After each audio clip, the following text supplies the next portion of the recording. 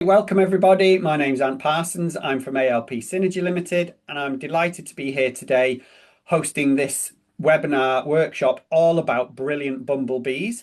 And it's part of our project with the Natural Environment Research Council, funded by UK Research and Innovation, all about connecting communities with nature. And I'm a little bit sad because this is our last session as part of this project. But I am delighted that it's on a fantastic topic, all about brilliant bumblebees. And as I know by someone who's actually really enthusiastic about bumblebees. So I'm quite excited about what we're going to hear from Emily Lane, who is from the Bumblebee Trust. And Emily spends a lot of time talking to a range of young people all about bumblebees. So thank you for sharing your knowledge with us today, Emily. Thank you very much. I'm going to start sharing my screen. It's going to work mostly like a talk. I've just got some slides to share with you. And then at some point throughout, I might ask some questions. Don't feel like you need to pop your cameras on, just pop your answers in the chat. I've got the chat up, so I will see. And don't worry, there's no quizzes or anything like that. Okay. So, as Ant said, I am here from the Bumblebee Conservation Trust. It's a charity, kind of clues in the name of what we do, but I thought what I would do to start out, I know we've got quite a mixed bag of people here. Some people might be students, some people educators, or just people with an interest in bumblebees. So hopefully there's going to be something for everybody. But I wanted to start off with just thinking about what is conservation? You know, we all have heard this word and we're aware that it's a good thing, but at the Bumblebee Conservation Trust, what are we doing to help bumblebees? And you can kind of break it down into some really broad categories. The first being monitoring. Monitoring is a really important part of conservation, and it's a fancy way of saying that we count bumblebees. We want to know how many there are, where they are, what types they are, what are they doing, what's their behaviour, are there things that are making them struggle? These are really important conservation questions and something that we focus on. Some of that we do through project areas, so we have staff around the country who focus on areas where bumblebees might need a bit more help. But you might be surprised to know that the majority of the work that we do for monitoring is actually led by citizen science. So it's people just like you guys who have an interest in bumblebees, who get outside for us and they count the bumblebees that are in their local area. They conduct surveys for us, and it's called our Bee Walk scheme. And I'd say probably 95% of the data that we collect at the trust, that we report on and that we use in our science is collected by citizens. So monitoring, this really important element of conservation, is done mostly by regular people. So habitat management is also really important. You might know of that as being creating habitat, protecting it, giving people advice. This is probably what you think of when you think of conservation. It's actually creating space and protecting space for animals. We do that at the Trust, and we also do outreach, which is a bit of an overlooked part of conservation, but it's what I'm doing right now. It's what Ant's been doing with his series of workshops. It's trying to talk to people. You know, we're small organisations in conservation. We don't have much reach. So the more people we can talk to and educate, get people to volunteer, listen to our campaigns, the better the outcomes for species. So these three elements of conservation are all really, really important and what we need the public's help with. So I am from the Bumblebee Conservation Trust, but specifically the education team. That's me, hello. And that's my manager. There's just two of us. So we're a super small team, two people in a country of millions, really just trying to get the word out about bumblebees. And that's why days like today, where we've got a few people gathered here just to hear a bit more, are really special to me and special for bumblebees, because we are helping get the word out and make a difference and kind of empower the next generation of people who are going to go on and make a difference for bumblebees. So here's my first little engagement tool. Can everybody have a guess? Please don't worry if you don't know the answer. I'm not expecting you to. How many species of bumblebee do you think there are in the UK? If you can pop what you think the answer is in the chat, I'll give you a clue. It's more than one and it's less than 50. So pop in the chat how many numbers you think there are. I'm just going to have a little read through of your introductions. Amazing. So we do have some students, some home educated students. Planning a school visit with an environmental lesson. Amazing. So we've got some educators and some students, which is really nice. We've got some guesses, 5, 15, 22. Any final guesses before I reveal the answer? Someone is very close. And have you given a guess? I haven't, but I did see a bee session a few weeks ago, so I feel like Ah, I'm so you've got insight. unfair. Yeah. Okay, well, Samaya, you were the closest. There is actually 24 species of bumblebee in the UK. So a lot of people think there's just the one. So there's already a cool fact for you to share with people. So that brings us to kind of our first section, the basics of bumblebees, things that might be new information to you, or you might be nerds already and know all of this, but hopefully after today you'll learn some cool facts that you can share with people. And the first is that we're going to talk about how to group those 24. I'm not expecting any of you to go and learn all 24 species of bees. Some people do and they love it. You know, there's people who work for the trust who can look at a bumblebee flying around and know which of the 24 it is. I'm not one of them. So what we tend to do is group them by the colour of their tails, or when I'm working with the primary school kids, we like to call it the colour of their bums. And that is the white-tailed group, the red-tailed group. So Ant was just saying he's seen a red-tailed queen flying about. I love these bumblebees. They're like the goths of the bumblebees. And the ginger or the yellow-tailed. So all of our 24 species can kind of broadly be categorized into one of these groups. So when they're flying around, try and look closely at their tail to see what color it is. Now, when you break them down further, there's loads of different species. So the white-tailed bumblebees are the biggest group. There's 11 different species, and you can see there's 3 different illustrations for each species. So let's have a look at this one, for example, the buff-tailed bumblebee. The queen is always quite a bit bigger than the workers and the males. So workers are female bees, males are male bees. So the appearance can differ slightly, especially if you look at this white-tailed bumblebee. The male looks really different. So you start to see how complicated the picture gets if you're wanting to tell apart all of those different type of bumblebees. You don't just have to remember 24, you have to remember kind of 3 times that. So just look at the colour of their tail. So this is the white-tailed group, the biggest. We've also got 6 species of red-tailed bumblebees. And you can see how vibrant those red tails are. And then we've got our ginger yellow-tailed bumblebees. There's only 5 species in this group, and this is my favourite because they're very fluffy and cuddly looking, like teddy bears. So that's how we group them together. But you might be thinking, okay, well, it's all well and good to have a look at their tail and figure out what colour it is, but what if I can't even tell it's a bumblebee? How do I know it's a bumblebee and not some other type of insect? So we're going to do some very, very broad bumblebee anatomy lessons. Firstly, let's look at the bumblebee's face. I think that's cute. It might be a bit scary to some of you, but you can see that the bumblebee has 2 antennae. That's its sensory organs. It's kind of a mixture of a touch and a nose and taste all at the same time. So the antennae are really important for a bumblebee. And also you can see these 2 big compound eyes on the side. These have really, really good vision and help a bumblebee to see almost all the way around. But actually, if you look closely, there's 3 eyes on the top. So a bumblebee has 5 eyes total. The top ones are called the ocelli, and they help with things like light sensors and navigation. If you think a tiny bumblebee, it has one nest it lives in its whole life, and when it leaves and comes back to that nest, it needs to have really good vision to be able to navigate. You know, my nest is next to that greenhouse, which is next to that house on the left. All of these things they do via vision, so they're really good at seeing.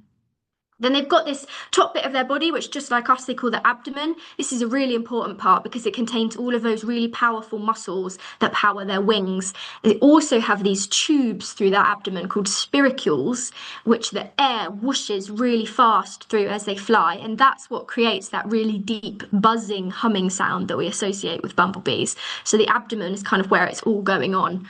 You might be interested to know that a bumblebee does not flap its wings like this, but more like this in a figure of 8. And that's how, if you've ever seen a bumblebee kind of stationary in the air, that's because of that movement of wings, which is a bit like a hummingbird that allows them to stay really still. And they've actually got 4 wings, although you'll never really be able to see that when they're flying because they move so quickly. And then they have their thorax, which is where things like their organs and their digestive system are. And in that red circle there is where the sting is. But a common misconception is that all bumblebees can sting. Actually, only the female bumblebees can sting. And remember, there was that breakdown of there's queen bees, there's worker bees, and there's male bees. The worker bees are all girls, and one of their jobs as a worker bee is to protect the queen, protect the nest, and protect the young. That's why they have a sting, to protect against predators, things like badgers and birds that might want to eat them. Whereas the male bumblebees, they grow up inside the nest, and as soon as they're old enough, enough, they leave and they never come back. So they never have a reason to protect the queen, the nest, and the babies, and therefore they never evolve to have a sting, as they don't need to defend. So only the girl bumblebees have a sting. And another misconception is that they'll die when they sting you. Actually, bumblebees can survive stinging you, but they still only do it as a last resort. So clearing up some myth busting there. Okay, so now we've had a little bit of basic bumblebee anatomy. What about the wannabes? The insects and the other animals that try to look like bumblebees. So, as Ant will know, as he's already attended a bee session recently, bumblebees are not the only type of bee in the UK. Can I have anybody pop in the chat another type of bee that's found here in the UK that's not a bumblebee? And I know you definitely can name at least a couple.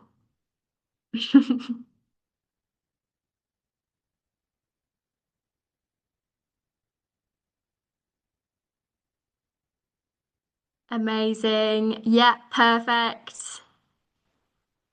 Exactly. So I've seen honeybees, which is definitely correct. There's your honeybees. And then I'm seeing solitary bees and things like mining bees and carpenter bees, which are type of solitary bees. So these are your three groups. I'm impressed with your knowledge already. We've got three different types of bees. 24 bumblebees, one honeybee, and over 250 solitary bees. So really, really big group. The solitary bees, the clue is kind of in the name. They prefer to be on their own. So bumblebees live in nests of about 1 to 400 bees. Honeybees live in really ginormous hives with many tens of thousands of bees. Solitary bees prefer to just be by themselves. So if you've ever seen a bee hotel or a bug hotel with the little tubes drilled in, the solitary bees are the ones that like to live in there, or sometimes they like to live kind of in your decking and things like that. So the bumblebees and the solitary bees, these two, are what we refer to as wild bees here in the UK. So these live out in nature and they rely heavily on the natural world for their nesting sites and for their food. All three of these bees are pollinators, but only the bumblebees and the solitary bees are wild. We refer to honeybees, our one species of honeybee, as livestock or domesticated because often they are managed by human beings. They live in a hive that has a human responsible. Sometimes you get some rogue ones that will go off and start a nest somewhere or a hive, but usually they're managed. And actually, honeybee numbers are on the increase in the UK, which sometimes can be problematic for these other two groups, our wild bees, because they're all competing for the same limited resources. So I personally would never want to live without honey, and I love honeybees, but that's one of the reasons why at the Bumblebee Conservation Trust we focus on our wild bees, our bumblebees, and trying to make sure that the natural world around us has enough nectar and pollen to support these wild bees. So your solitary bees and your honeybees are also bees, but not bumblebees. Confusing, right? And then I'm just going to play this video, which is from the only other member of the education team in the Bumblebee Conservation Trust, which goes through, it's only a couple minutes long, some of the main differences. And hopefully after you watch this, you'll be able to tell the difference between bumblebees and honeybees. Just give me a shout if you can't hear this, but hopefully you can. Hi, I'm Andy from Bumblebee Conservation Trust, and today we're going to talk about the top 5 differences between bumblebees and honeybees. Difference 1. Appearance. Bumblebees are big, round and furry, and they make a deep buzzing sound as they fly around. Honeybees are much slimmer and much less hairy, giving them a shiny appearance, a bit like a wasp. Difference 2. Number of species. There are 24 species of bumblebee here in the UK, from the magnificent buff-tailed bumblebee all the way through to the equally magnificent great yellow bumblebee. In contrast, there's only one species of honeybee here in the UK, although you'll sometimes hear about different subspecies. As you can see, bumblebees come in loads of different colours, including red, yellow, black, white and orange, and most species have a distinctive tail colour. Honeybees, however, tend to be a yellowy brown colour or brown all over. Difference 3. Bumblebees are wild. Almost all of the honeybees you see will live in a hive, which is managed by a beekeeper. Bumblebees, on the other hand, are wild. Bumblebees completely depend on the world around them for their survival. This includes finding good places to nest and enough flowers to feed on, entirely on their own. You will all have wild bumblebees as your neighbours, so no matter the size or the type of outdoor space that you have, you can make a real difference to them by just providing a few bumblebee-friendly flowers. Difference 4. pollination power. Let's talk about tongues. All 24 bumblebee species have different lengths of tongues, some longer, some shorter. This allows them as a group to feed from lots of different types of flowers, whether they be flat and open, like a daisy, or long and bell-shaped, like a foxglove. Because bumblebees visit this wide range of flowers, they're really important pollinators. The one species of honeybee here in the UK has quite a short tongue, so they can only visit open flowers. This means that they only pollinate a limited range of flowers. Difference 5. Bumblebees don't make honey. Honeybees live in huge colonies of 50,000 or more. They work hard during the spring and the summer to collect nectar, which they then turn into honey. The honeybees then eat this honey over the winter so that they can survive. Bumblebees do things differently. A colony of bumblebees will generally only have around 100 bumblebees in it, and it will only last a few months over the spring or summer. When winter comes, only the new queen bumblebees will survive by hibernating. The rest of the colony will die off naturally. So there's no need to store food over the winter, and therefore no need to make honey. If you want to give you So hopefully that's given you a nice comprehensive overview of the difference between these two important bees, but particularly stressed why we focus on bumblebee conservation and we don't talk at the Trust much about honeybees. And it's a cool difference to be able to point out to people you know, and you can tell the difference. It's quite satisfying. But there's not just bees that are wannabes, there are other kind of insects as well. So I've got a few here. Now on the left, you've got wasps. Now bees, honeybees, bumblebees and solitary bees actually evolved from wasps. Many millions of years ago, they changed, they adapted, they grew hair, they became vegetarians, but naturally they're going to look a little bit like their ancestors, the wasps. You've also got in the middle hoverflies, which can be really clever mimics of bumblebees, and they fooled me in photos before, but you can see the eyes are different. Hoverflies, all flies have really, really big eyes. They don't have the same antennae, and actually they're quite a lot smaller as well, but they're mimicking a bumblebee because bumblebees can sting, so the hoverfly is trying to protect itself against things like birds. And then you've even got like moths. The hawk moth mimics a bee with that nice fluffy body. So don't be fooled by any of these. They're wannabes, they're not true bumblebees.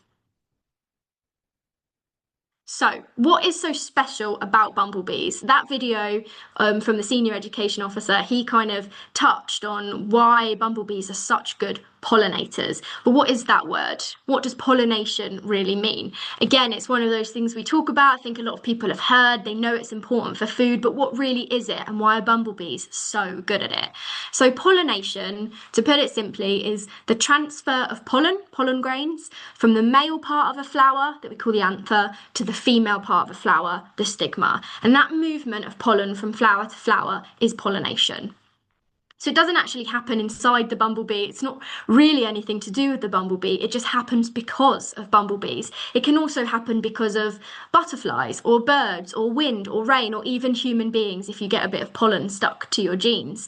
So what bumblebees got to do with it then? Well, bumblebees have this beautiful big fluffy body and they drink something called nectar from flowers. So in that video, it mentioned them having these big long tongues that they feed from. So all day, a bumblebee goes around sitting on different flowers, using its tongue to sip nectar.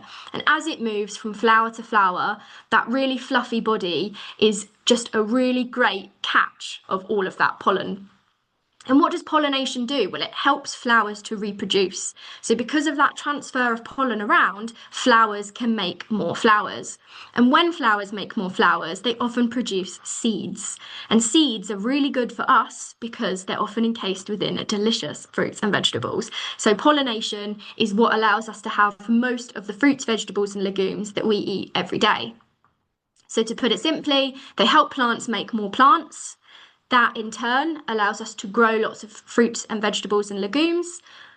And then it's not just us that feeds, right? There's so many other animals in the food web that rely on these naturally occurring crops. So bumblebees help a lot with pollination, which helps entire food webs. So what makes bumblebees so good? Well, firstly, that fluffy body that we talked about, so you can see the pollen grains attached to the bumblebee in this photo. They actually evolved that big furry body to help keep them warm. Originally, when they evolved millions of years ago, they evolved in the Himalayas where it's really cold. So they grew all of this fur to stay warm, and as a happy accident, as evolution does over time, it also allowed them to be really great pollinators. And what they do is they comb that pollen off of their hair and they store it on their legs. So these big lumps that you can see are what we call pollen baskets. And that's essentially how they carry it around like a backpack as they go from flower to flower. You can actually see it as bumblebees fly around. Sometimes it's kind of comically large how big these pollen baskets get. And they might be orange or grey or even purple, depending on what flowers they've been feeding on. So they're one of the only type of insects that can have these pollen baskets, which is really cool. We've also touched on the tongue, so you can see something protruding from this garden bumblebee's face. You might think it's an antennae. It's not, that is its tongue. You can see the flower that it's feeding on has these big, long, tubular petals. The nectar is stored right down at the bottom of the petal, so bumblebees have evolved these big, long tongues to be able to sip that nectar. And as it said in that video, comparing bumblebees and honeybees, honeybees only have one length of tongue because there's only one species, whereas bumblebees have a lot more variation, allowing them to pollinate a much wider variety of flowers. They also have a superpower that we call buzz pollination. And if you haven't heard of that before, I've got a cool little video just to show you what that looks like. This technique is the only efficient way to pollinate plants like tomatoes, eggplants, and blueberries. The bumblebee grabs the flower by the anthers, decouples its flight muscles from the wings, and uses them to shake the flower violently. The only way to get the blossom to dislodge its pollen.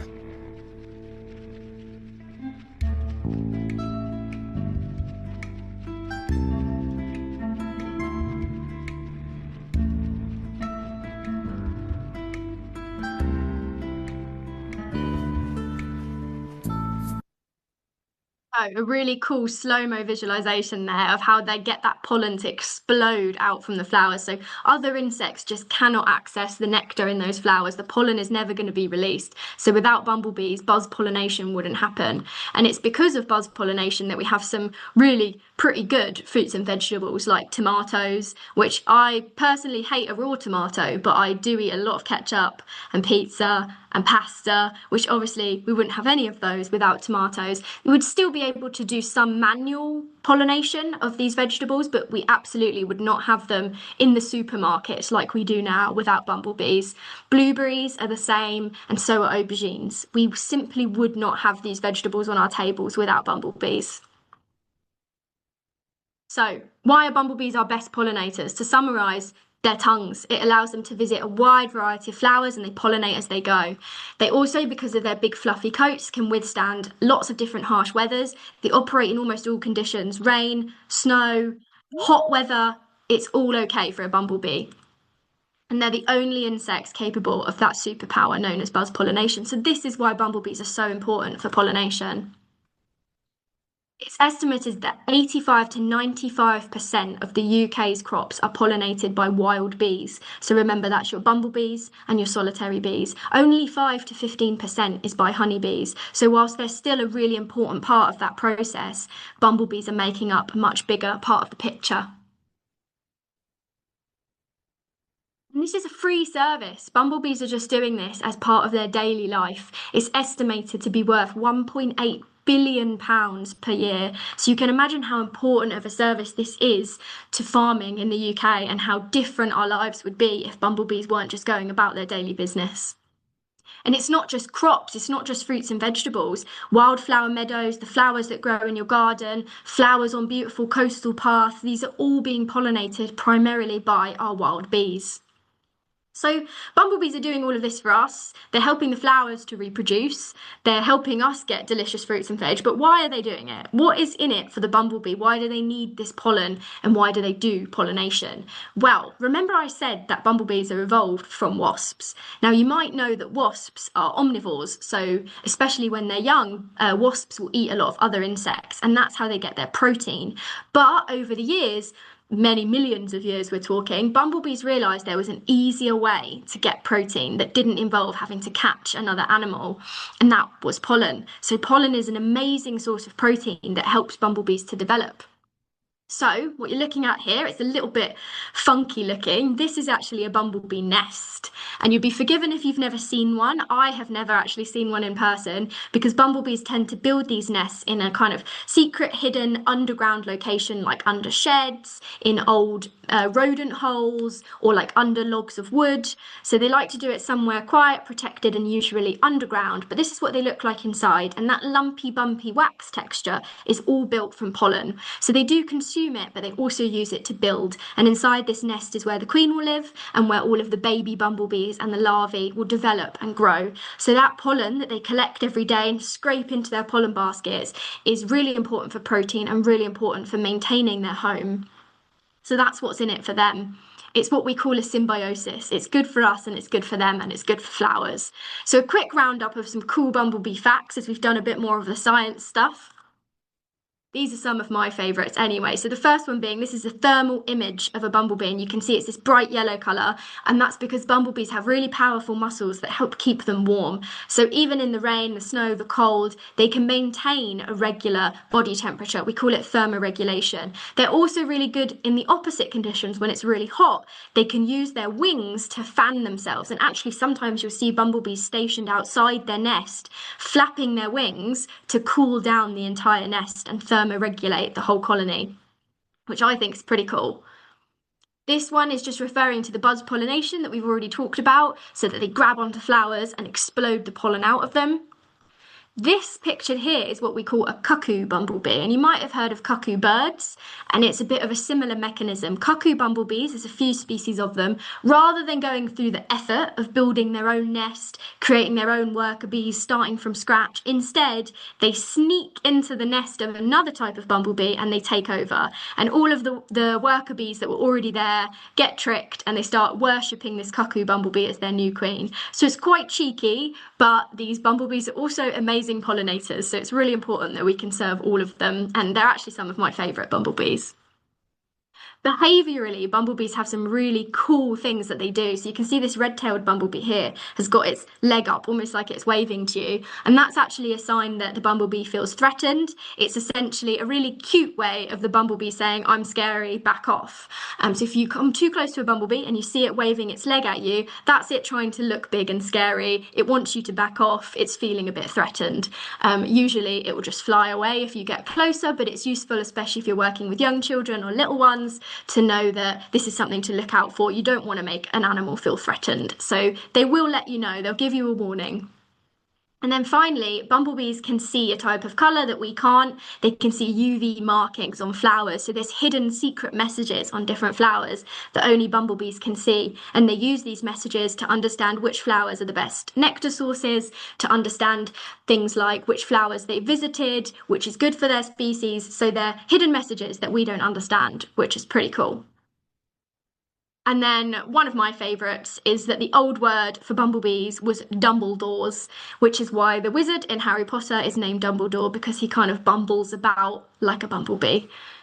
So at this point, just to give you all a break from my voice for a moment or so, have you learned anything new? I would love if you could pop in the chat for me. If there's anything you didn't know about bumblebees, if there's loads of things you've already learned, then just pop in the chat the favourite fact that you've learned so far about our weird and wonderful bumblebees. I am dying to know what you think is the coolest, because I think they're all pretty good.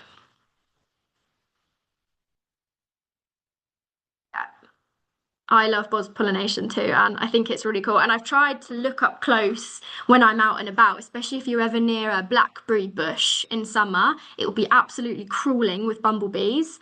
And I try to look and see if I can see any buzz pollination taking place, but it's so fast. You can kind of hear it, but you only see it if it's in slow-mo, unfortunately. So you have to all let me know if you've ever seen any buzz pollination taking place. Yeah, we should definitely refer to the bumblebees as Dumbledores. And now when I see Dumbledore in Harry Potter, I just see him as a bumblebee. Like, it makes total sense.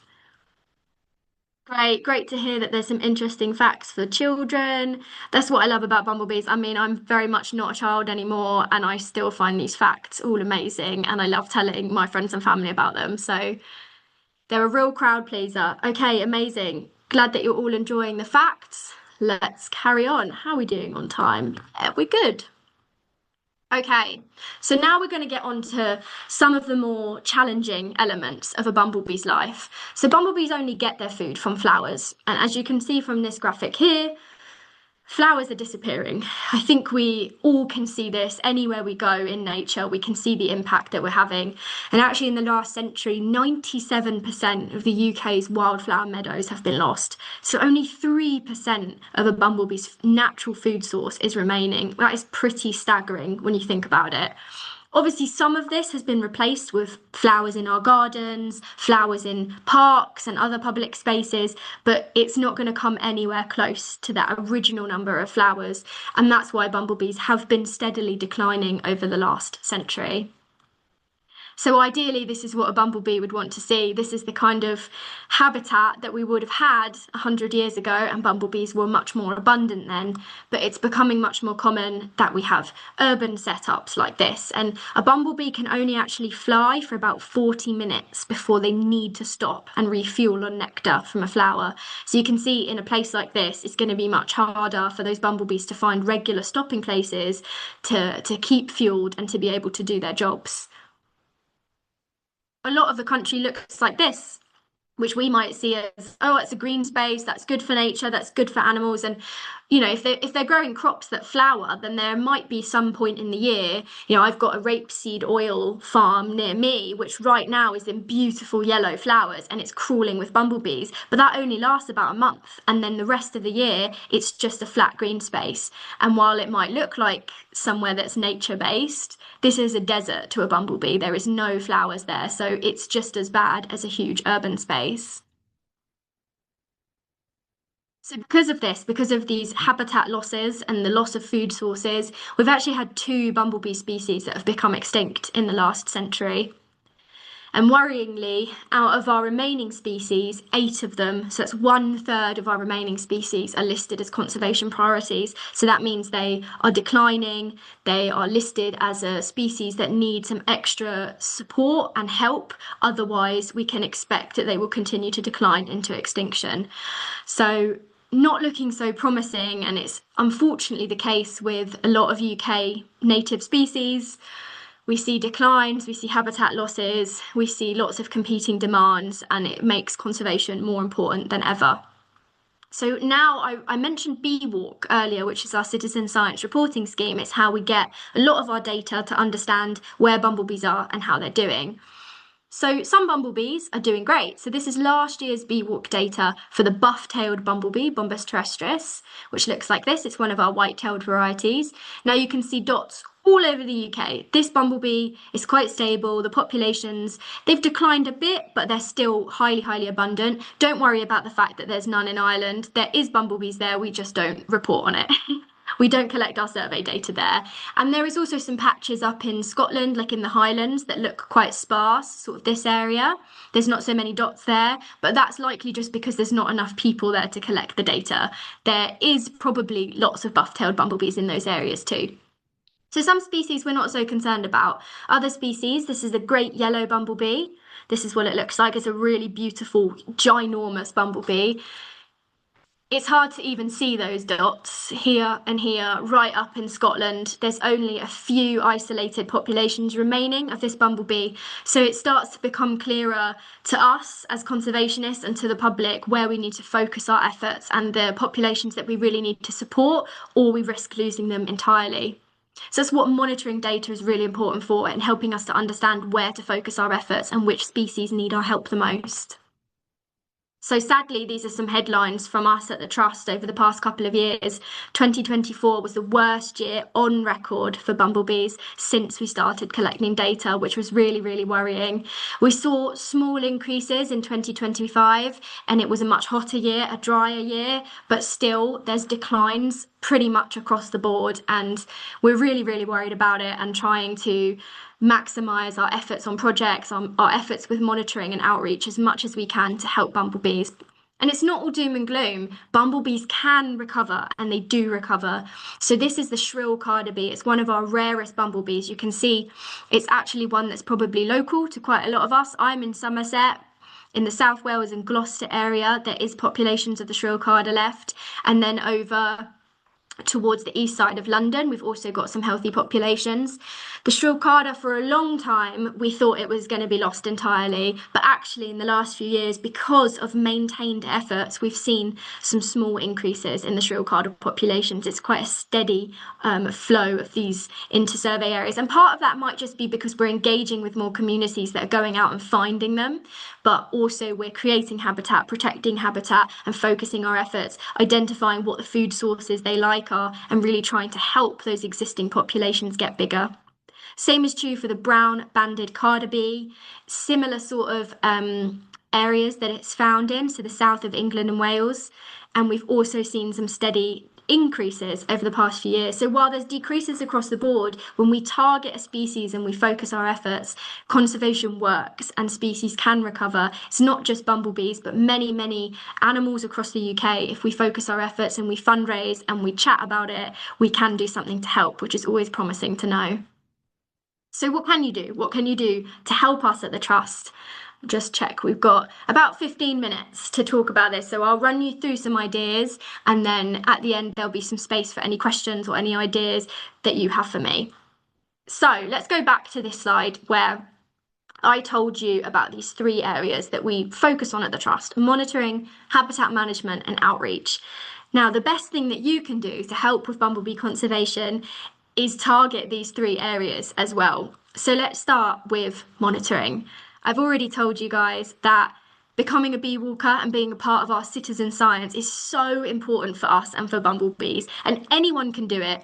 It's a citizen science recording scheme. That means anyone, anywhere can go out and collect data that actually gets used for science and reporting. It helps us understand what's happening to bumblebees around the UK, and there is no need to be an expert. So I know people in their 80s who are bee walkers. I know people who go out with their kids and do bee walk. All you need is access to an outdoor space, and it doesn't need to be a wildflower meadow or a botanical garden. It can be in the middle of London, the middle of Manchester, in an urban setting, because bumblebees are still living there and we still want to know which species are around. So we have thousands of bee walkers all across the country, and these are collecting really, really important data. When you sign up to be a bee walker, you get a little bit of training, you learn some basic ID, and then all you need is about 20 minutes once a month to be a part of this scheme. So it's always an option. If you don't want that commitment, you can also record sightings. I love using these apps, iNaturalist and iRecord.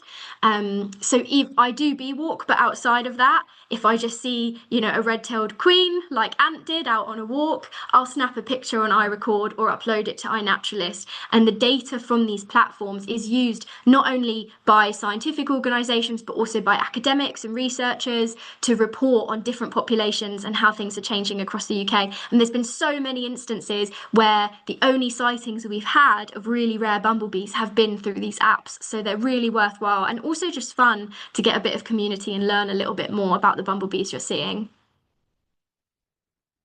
Habitat management, how can you do that at home? Well, it's a lot easier than it sounds. The first one and the most important one being plant flowers. I love to garden. I didn't before, a few years ago. And then the more I've learned about pollination, how important it is for the entire food web, it really sparked my interest in wanting to make the little bit of outdoor space that I have better for bumblebees. So in a school, at home, sow some wildflower seeds in a local park, just get those flowers growing. And it makes a really great part of outdoor learning, forest schools, education. It's such a hands-on way. Like, what better way to understand the life cycle of a plant, pollination, germination, how everything is interconnected. It's so good to just get out, get your hands dirty and watch that life cycle from start to finish. So plant if you can, and when you do, it's best to avoid pesticides. So these are any kind of sprays and chemicals that control things like slugs or aphids. At best, they stop bumblebees from visiting your plants. At worst, they kill bumblebees. So where we can avoid pesticides, we absolutely should. If you're not into planting and you don't want the effort, nature is really good at doing its thing. Just designate an area, do no mow May. We're about to just come up to May and just let that area grow wild. I'll be honest, it probably won't look as beautiful as this. It's probably going to end up with what we would call weeds. Things like thistles and dandelions and daisies will grow, but a bumblebee doesn't discriminate. That is all great nectar sources for a bumblebee. So long grass as well. Flowers are obviously a great food source, but if you just let your grass grow long, bumblebees can nest in there, they can shelter in there. So this is also a really great option if you don't want to actually do any planting. And then finally, if you find any nests, I've never been so lucky. Like I said, they're always in hidden spots. But if you ever do accidentally uncover a nest or someone tells you that they found one, protect it at all costs. You know, there's potentially hundreds of bumblebees living in there. They're short-lived bumblebee nests, so usually only 6 months to a year, and then they'll naturally die off. So it's not like a honeybee hive that gets bigger and bigger and can last for years and years. Bumblebee nests are small. There's no swarming behavior. They won't ruin any structures. So if you find one, try to leave it alone. If you've accidentally uncovered it, the best thing to do is just cover it back up, maybe protect it. So one thing you can do is get a big terracotta pot and upturn it on top of that nest. You know, there's a little hole for drainage. The bumblebees can come in and out of that, but it also protects them from the elements. So if you're lucky enough to find a nest, keep it protected. I'm just seeing in the chat, someone said, I'm taking over an allotment soon and want to dedicate a space for wildflowers. Which plants do you recommend specific for Dumbledores? I love that that is the new the new name for Dumbledores. What I'll do, just to avoid the messing up the flow, I will send in the chat some of our best resources that we've got available on our website. There's so many specifics when it comes to allotments, depends what else you're growing, what bumblebees are in your area. So the best thing I can do is point you to some amazing resources that we've got. And bumblebees definitely have favourites. There's bumblebee friendly flowers, there's non-bumblebee friendly flowers. For example, roses are really bad for bumblebees, they can't get to the nectar. So there's a lot of research to be done, and if you're taking over an allotment, that could be an amazing and engaging space for bumblebees. So thank you. Finally, outreach. What can you do at home? Loads to engage, to get the word out, to keep the conversation going about bumblebees. I recommend following the Bumblebee Conservation Trust and other wildlife organisations on social media to see campaigns and updates, see if you can get involved in anything like marches or signing petitions. That's always a great way to support conservation. You can fundraise. We've got some amazing fundraisers. This is Belinda the Bee, who ran the Manchester Marathon dressed as a bumblebee, which is just amazing. And then, of course, for all educators and students in the room, learn, inspire, keep talking about it, find ways to get nature into the curriculum.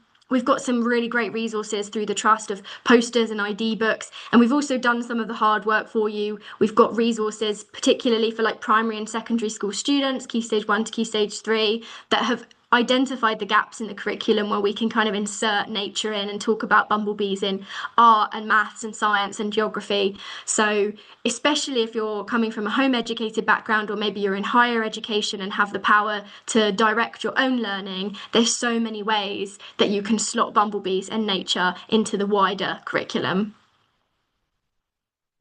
So just a cute little collection here of some of the different engagement projects we've had through schools, home educated pupils, community groups, of some artwork. We've had fundraising where people have crocheted bees and baked bee cupcakes. Areas where nests have been found, we've had some signs made and people coming to us for advice on how can we protect and how can we let the public know that there's a bumblebee nest here. People creating really incredible bumblebee friendly spaces with water sources. You can see under those logs, that would be a really great place for a bumblebee to build a nest. And then just creating space for bumblebees and for flowers in whatever you have available. It doesn't have to be a wildflower meadow or a huge flower bed. It can be in a container, it can be a pot. The important thing is that bumblebee that's flying around for 40 minutes and doesn't have a nectar source sees your garden or your windowsill or your hanging basket and can get a snack and carry on with its day. And putting signs up to help educate people, let them know what they're looking at. This isn't weeds, this is a bumblebee feeding station, that kind of thing. Another thing, if any of you are working with school students or you have any proximity to educators or students, is you can apply for a Bumblebee Friendly Award through the Bumblebee Conservation Trust. It's a scheme that I manage, and we have a network now of Bumblebee friendly students all over the UK, right down from Cornwall all the way to the tip of Scotland. And we've actually given out over 50 awards, everything from home educated schools, SEND schools. We've had primary, secondary, universities. We've had like gardening groups, all of these people applying for awards because they have done something significant in their outdoor space to support bumblebees. And we have kind of bronze, silver, and gold levels to that. You get a certificate and accreditation through us, and all you kind of have to do is complete these 4 wings, which you'll find a lot of people, particularly who are spending a lot of time outdoors anyway, they're already doing these things. So engaging with the community, getting bumblebees into the curriculum, monitoring them, so counting them, and then creating habitat. So some easy examples of that would be in schools, assemblies all about bumblebees. Doing this lady here was selling wildflower seeds with a display about bumblebees and how important they are. For monitoring, we've got some amazing resources through the award that are great for young people, but that I also regularly use that help you understand the differences between bumblebees and other insects, how to spot them, how to understand what you're looking at. You can get really specific with it as well, you know, starting to tell the difference between males and females and queens and workers. It's really satisfying. And then just creating habitat. I've seen some really innovative and amazing creative ways that people have turned whatever outdoor space they have, even if it's a patch of concrete, into something that a bumblebee would appreciate. So if any of you in the room, which I know some of you are educators, then go to our website and register some details, download our digital guide automatically, and learn a little bit more about the award and whether any students you work with or anyone you know would be able to engage with this. Like I said, it's a growing network. It's only been out for a couple of years, but we've already seen some amazing results and had such good engagement and really nice testimonials from people who've been involved in this. And I know so many people are doing the work anyway, so it's just nice to get recognised for some of the efforts that you're having. So as I say, if you register your details, you'll get all of the information about the award if you're interested.